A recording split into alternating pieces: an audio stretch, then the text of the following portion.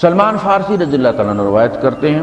ان ربکم حییٌ، حییٌ بڑے ہی حیا والا ہے، کریم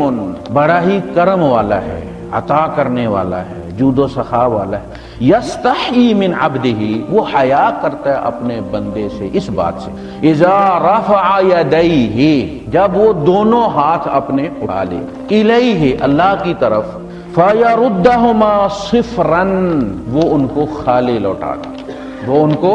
خالی لوٹا دے۔ ایسا ممکن نہیں کہ ہاتھ اٹھے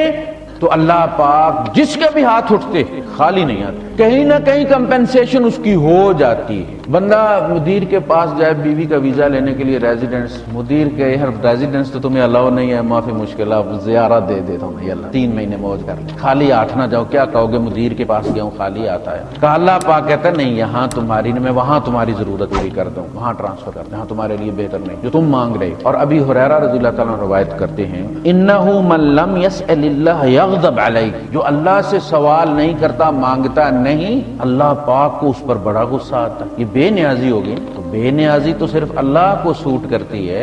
ہمیں تو عاجزی ہی سوٹ کرتا ہے، ہمیں تو مانگنا ہی سوٹ کرتا ہے۔ بندوں سے مانگو تو انہیں غصہ آتا ہے، اللہ سے نہ مانگو تو اسے غصہ آتا ہے۔ بندوں سے مانگو تو ذلیل ہو جاتا ہے، اللہ سے مانگو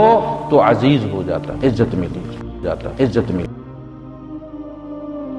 سبسکرائب کیجئے ہمارے چینل اور دبائیے بیل کا آئیکن تاکہ آپ کو ریگولر نوٹیفیکیشن اپڈیٹس مل سکے۔